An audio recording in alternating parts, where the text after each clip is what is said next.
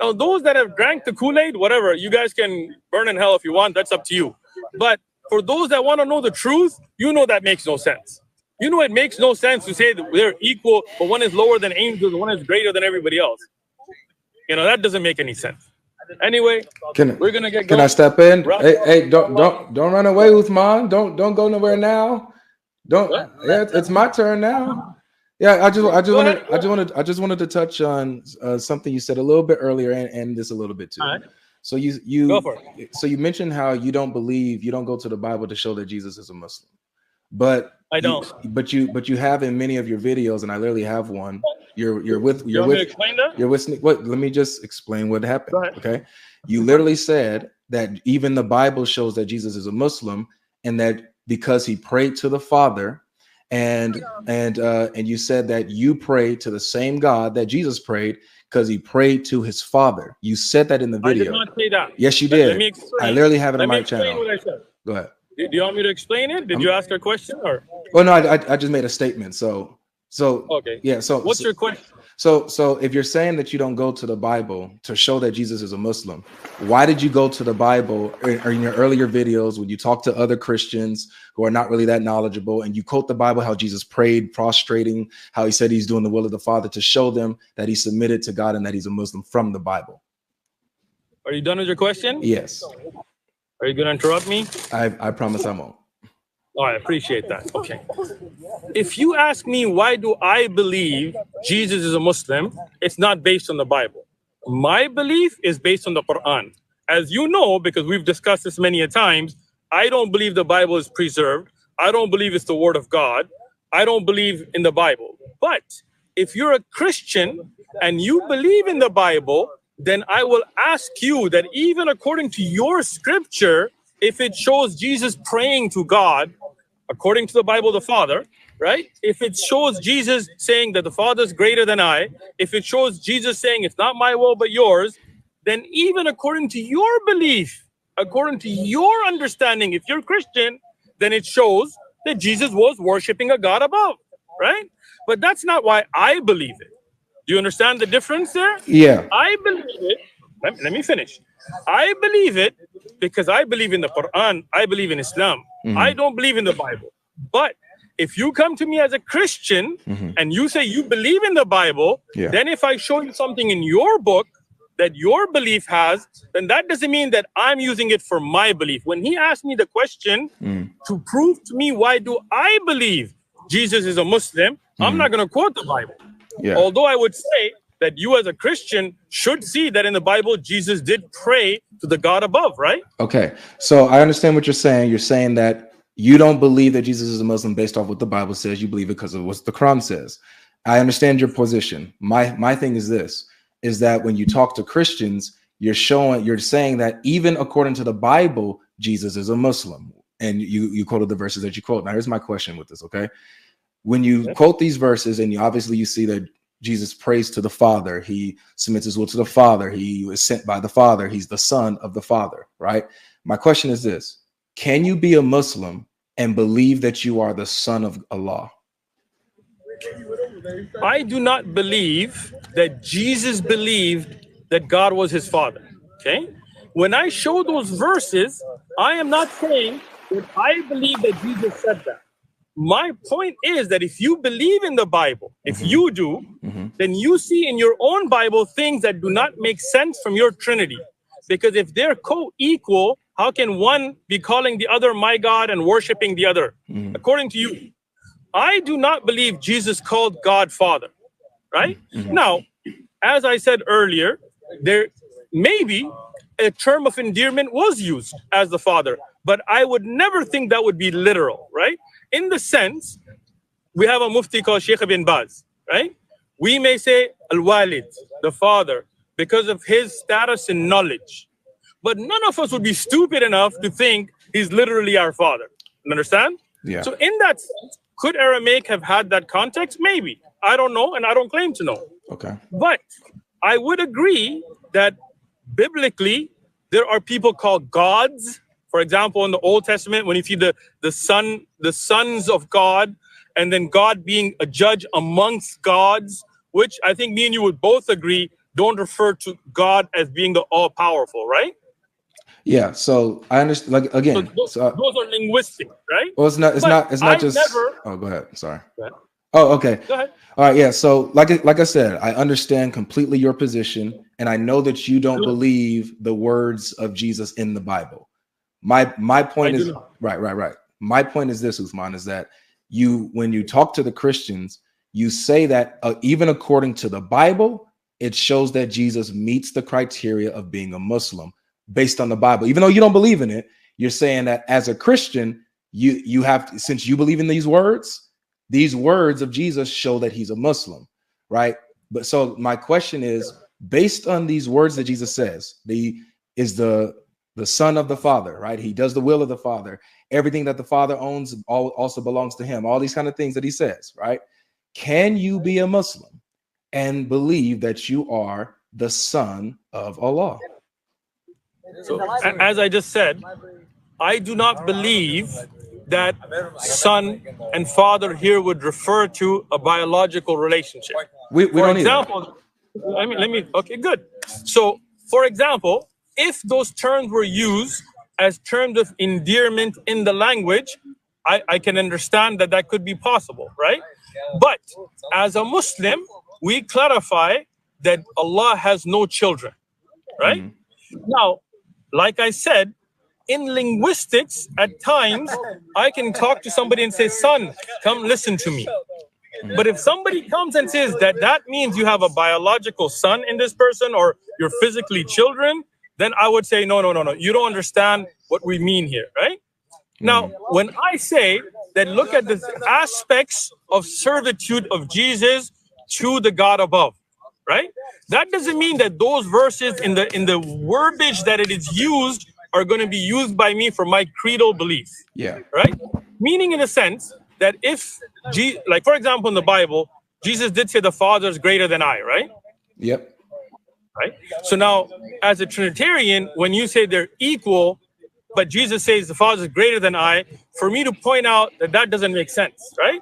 The Bible does say that Jesus became lower than the angels, right? Well, yeah, but that's not the issue here. The issue is not the deity of Christ. It's about his religion.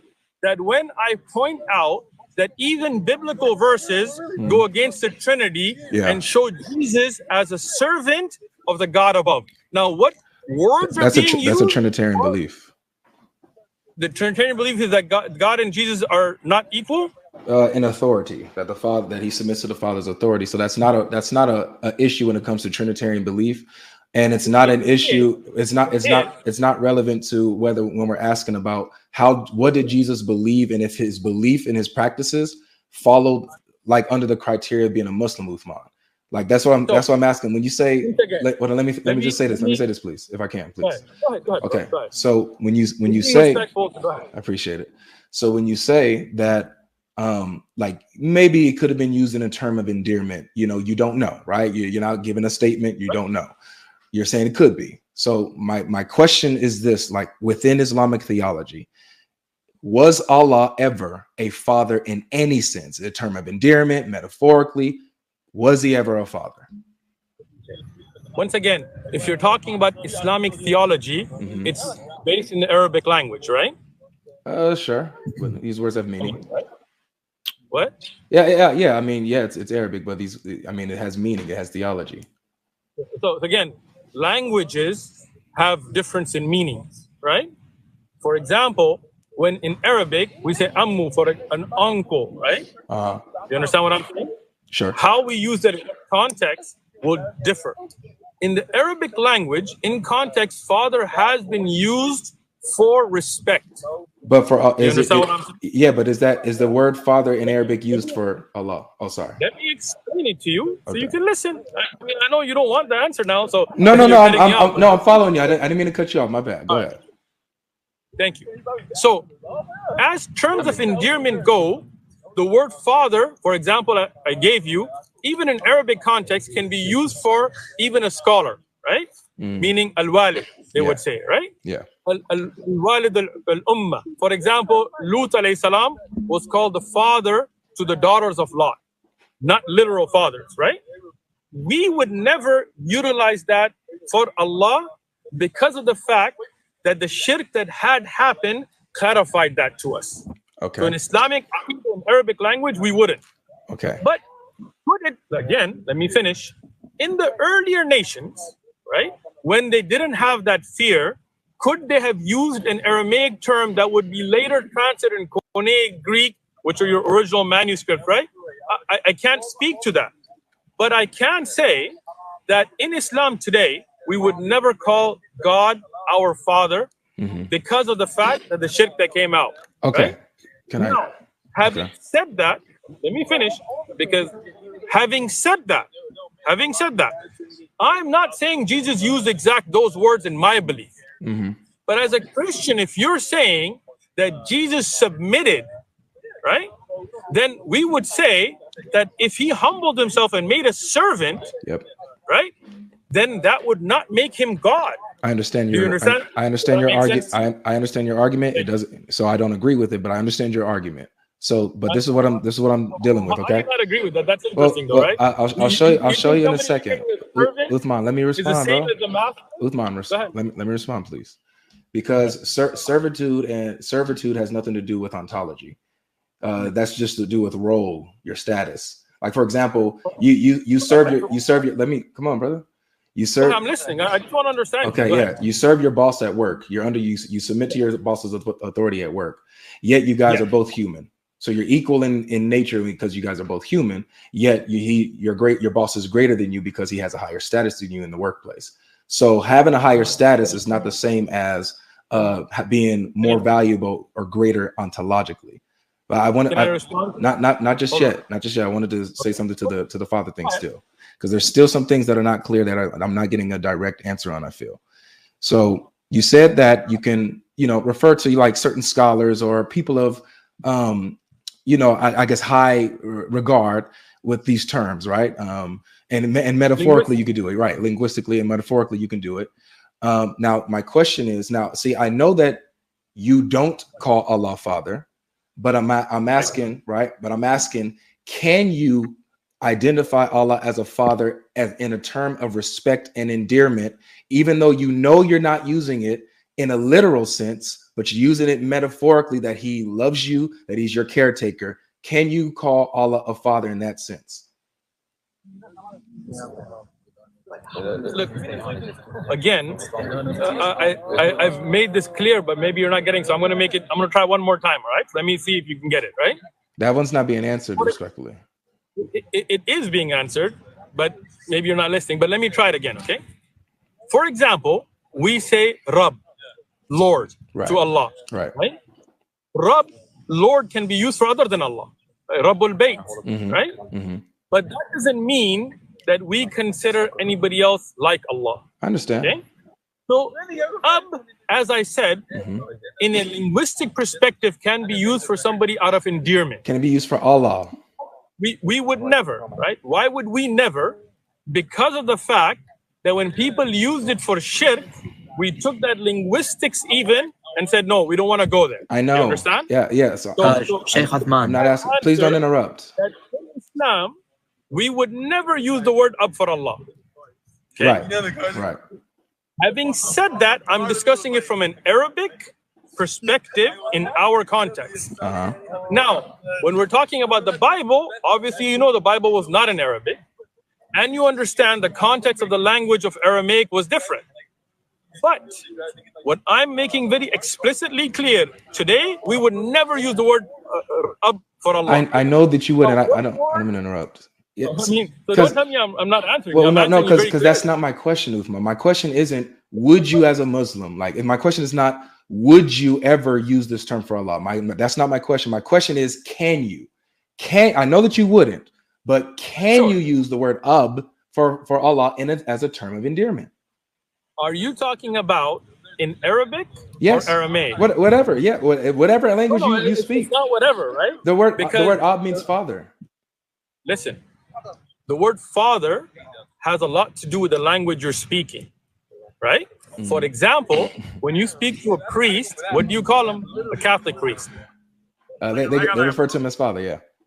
Father, not you, all right, but Catholics, right? Yeah. In my language, in Pashto, a Catholic priest could never be called father. Okay? You sure? Do you understand the difference? Why, yeah, why not? Because in Pashto, that would make absolutely no sense. Why? What do you mean, why? I'm telling you, from Pashto, in the language Pashto, to call somebody who's not your biological father cannot be done. In Pashto, you said your language is? Pashto, yeah. I'll check that out, but okay, go ahead. Check it out, man. Right? So, when you're talking about Aramaic and Arabic, those are two different languages, right? Could Aramaic use it? Could be. But in Arabic, we would not. Okay, I got you. So Now, you're saying that you don't have a word that I guess can like the word father in Arabic cannot be used figuratively for Allah, right? You could be used for others maybe, but not for Allah in Islam. So my question is this. My question is this, man. So like when Jesus says that he is the Son of God, that he was sent into the world by God as his one and only son, his unique son, right? Can someone say that and be a Muslim? So once again, to respond to you, what language did Jesus speak? He spoke Aramaic, Hebrew, and Greek. So in Aramaic, could you use that for endearment? I don't know. Right? You don't speak Aramaic and I don't speak Aramaic, to be honest, right? You're not getting my question. You're trying to run from my answer. No, is it okay if I clarify? No, I'm sorry. Is it okay if I clarify? Do you speak Aramaic? I don't, but it's okay if I clarify my question. I don't speak Aramaic either. Yeah. So how is endearment used in Aramaic? I don't know. There's no different word for that type of stuff. No, there's not. They use the word Abba, my brother. They use the word Abba. They use the word Abba in Aramaic. The Jews used it for God, and they meant it as a term of endearment. They're not literal sons of God. They don't believe that. Okay. The word was Abba that's used. So my question isn't, you know that? Because we have the language. We have it in the scriptures. We have their language. We have all of this. Where did you get that from? From the Bible. Can you give me a reference? From the scripture. From the Bible. No. The linguistics, you said the Jews used it for other than God or God. No. I'm saying that they use the word Abba. They called God Abba in Aramaic. That's father. And so they don't. That's in the Bible? They don't. Yeah, oh yeah, Jesus did it too. Yeah. But Bible's not in Aramaic. Well, no, it has Aramaic words in it. You didn't know that? No. But where does Jesus use Aramaic Abba in the Bible? Mark chapter 14, verse 30, I think 6. Bring up 14. Yeah, Mark what? Mark 14, verse 36. Okay. What is the verse? It says, it's talking about where Jesus prayed in the Garden of Gethsemane, and he went prostrating, and it says what he says. He went prostrating, fell on his face, and said, Abba, Father, Abba, Patero. If it be possible, let this cup pass from me. Okay. So now you're saying that this is Aramaic for what? That's Aramaic for father. That's Aramaic for father. Is it endearment or literal? Well, when Jesus wait, Abba's not Aramaic. Wait, don't interrupt me. Wait, Abba's not Aramaic. Don't lie. Why are you interrupting me? Abba is Aramaic. He's lying. Wallah, he's lying. You're lying. He's lying. Don't interrupt me. Abba is not Aramaic. Omar, what's happening, Omar? Abba is Greek. Omar, you guys let these guys up, and you're letting these dudes interrupt. Abba You're letting these dudes interrupt. Omar. Hold on. Omar. Sheikh Uthman, tell him don't interrupt. Don't interrupt, please. Go ahead. So go ahead. So you're saying, is this literal or figurative? So what I'm saying is that this is the only word for father. Now, when Jesus says it, obviously I'm sorry. You said that's the only word in Aramaic for father? Yes. Are you sure about that? Yes. Have you checked that? Yes. And if you find other words in Aramaic for father, then I guess I'm wrong. But from what I've seen, that's the only word for father. Okay. So there'll be different forms of it depending on how the phrase of the sentence is. Like my father, it might be Abi or Abo or something like that. But Abba is father in Arabic. Saying that in Aramaic. I'm sorry. Literally or figuratively? Yes. Yes. So of. Say that again. Of in Aramaic. Of I don't know. I don't know what that is. But so this is where we're getting at. In Aramaic, there's also of that for means what? father. Can you show that? For father. Can you show that? What? Can you show that? Yeah. You bring it up on the thing. The Aramaic term for father is put on the screen. Yeah. Hold on, let it. So the word is Abba. The Aramaic term for father is Abba. So that's Abba right there, man. But when speaking, but when speaking to someone, hold on, let me read it. Let me read it, if you can, please. The live is freezing up, guys.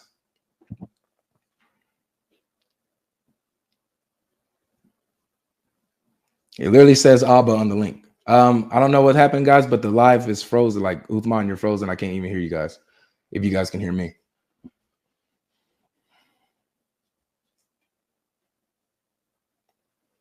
Guys, the live is lagging big time.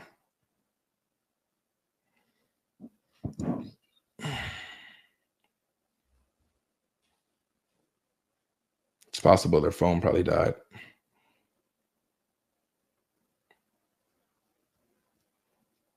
We'll try to stay here until otherwise.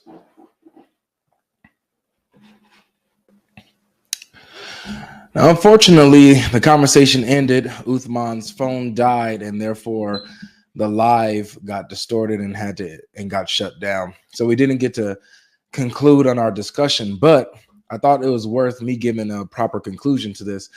Notice how they were now questioning the word Abba and whether the word Abba, the word that Jesus used for father, is actually Aramaic. And they brought up something that where it related it to the word Av. But let's actually see what the word Av is. So when we go over here to logos.com, and by the way, I encourage everyone to download Logos. It's a beautiful database, a lot of information on there, a lot of scholarly work. The origins of Abba.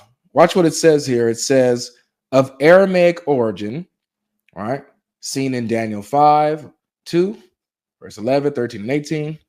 Abba parallels the Hebrew word Av, from where Abba, or father, is derived. So the word Av that they were bringing up, saying, oh, well, this is actually another word for that. This is another word for father in Aramaic. No, it's not Aramaic. It's a Hebrew word.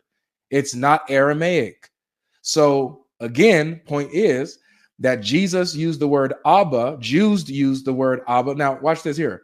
Some scholars consider it to be a colloquial term of familiarity that a young child would have used, similar to how American children use Papa or Daddy. Jehoiachim Jeremias, a German Lutheran theologian, held that Abba is a children's word used in everyday talk, and that it expressed the heart of Jesus' relationship with God. Right? He writes, Jesus spoke to God as a child to its father, confidently and securely, and yet at the same time reverently and obediently. So you see here that the term father was a colloquial term used by those who spoke Aramaic, and it's an Aramaic word, not a Hebrew word. The word Av in Hebrew is it's different from Abba.